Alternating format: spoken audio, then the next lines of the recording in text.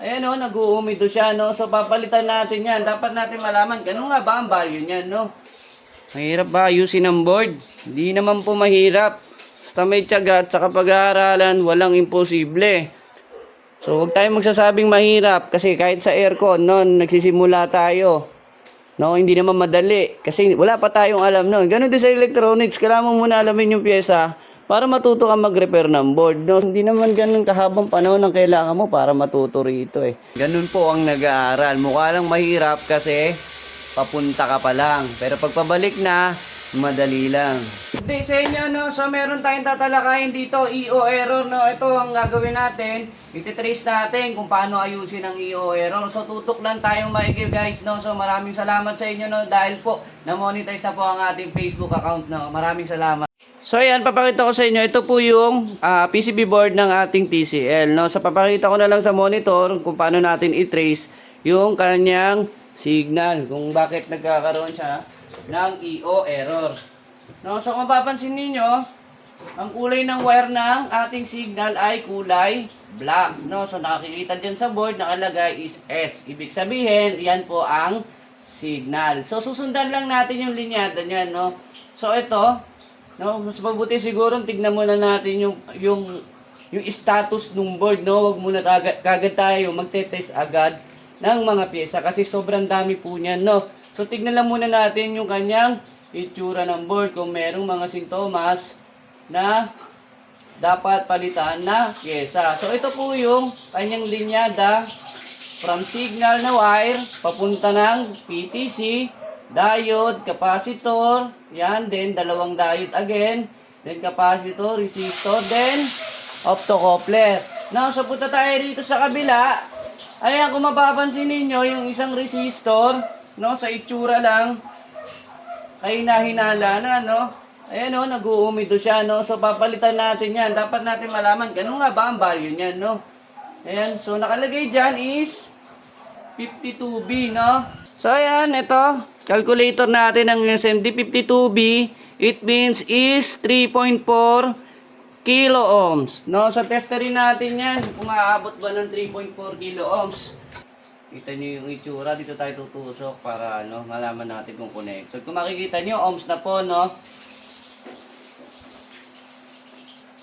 No, so yan, 37 ohms, no? Tanggalin natin para ma-identify natin kung talagang may problema.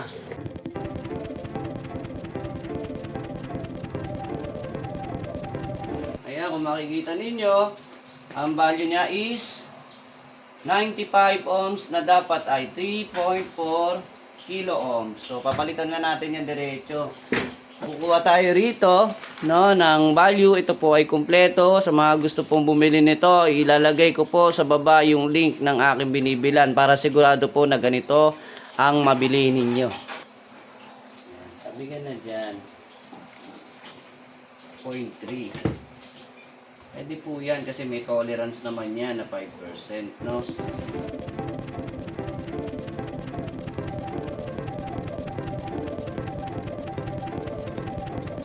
Okay, so 1 kilo ohms, nakaparallel dito.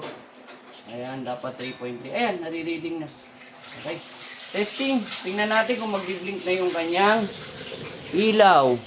Kasi kanina, yung indicator light niya rito, ito po.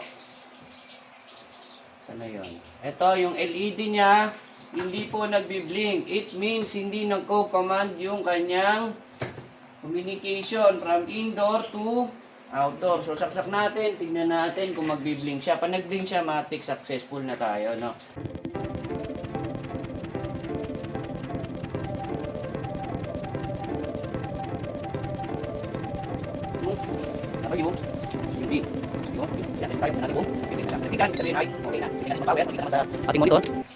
Ayan. So, ayan, kung makikita ninyo, nagbi-blink na siya. So, matik na yan, no? Aandar po yan, no, mga sir? Ayan, nagbi-blink na siya, oh. Tayo natin ilaw para mas lalong makita. Diba? Oh. Mahirap ba ayusin ang board? Hindi naman po mahirap. Basta may tiyaga at saka pag-aaralan, walang imposible. No, so nagsasabi po na mahirap mag-repair ng board ay hindi ho ganun, hindi naman ho talaga ganun kadali. Pero pagka pinag-aralan, madali lang po, no?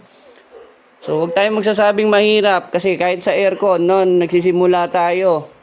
No, hindi naman madali kasi wala pa tayong alam noon. Ganun din sa electronics, kailangan mo muna alamin yung pyesa para matuto kang mag-repair ng board, no. So, pag po gano'n, no, tapos sa panahon, hindi naman ganun kahabang panahon ang kailangan mo para matuto rito eh. Tiyaga lang ang kailangan at saka pag-aaral. Kahit pa konti-konti lang, at least umuusad. Sabi nga nila, 'di ba? Mas malapit na kaysa kahapon. Pag sinimulan mo na ngayon. Pero kung di mo sisimulan, matagal pa yan. Sigurado hanggat di mo sinisimulan. No, so hintayin na lang natin mag-start. So ayan, blinking na yung ating ilaw. Ayan, nagre-response na siya. Then yung ating fan motor ay umaandar na rin. Umaandar naman siya kanina. Kaya lang yung ilaw niya rito ay hindi nagbi-blink. Steady lang siya, no? Ayan, nag-start na yung fan. Hintayin na lang natin yung kanyang compressor. So ayan, kung makikita ninyo, umaandar na yung outdoor fan and compressor, no? So hindi naman po talaga ganun kahirap, no? Ang mahirap lang doon sa nagsasabi na mahirap kasi hindi pa sinisimulan na pag-aralan. Sabi nga nila, huwag negatibo, 'di ba? Parang ano lang yan eh, may pupunta kang isang lugar, parang ang layo-layo, pero pag pauwi na, parang ang bilis lang makabalik. Ganun po yun, ganun po ang nag-aaral. Mukha lang mahirap kasi papunta ka pa lang, pero pag pabalik na, madali lang.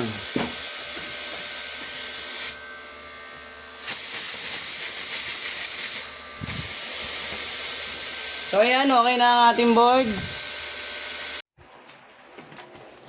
So ayan, kita naman natin na hindi mahirap mag-repair ng board, no. So ngayon, sa mga gusto matuto mag-repair ng board, PM lamang po, no. Meron tayong online tutorial, no, sa gabi natin ginagawa para hindi po kayo maabala sa trabaho nyo at meron kayong time para mag-aral. No, so maraming salamat po. Please like and share na lang po. Then follow na rin po kayo sa aming Facebook account, then sa aming YouTube channel, no, paki-subscribe na lang po. So maraming salamat and God bless po sa ating lahat. Stay humble and be creative po, no, maraming salamat.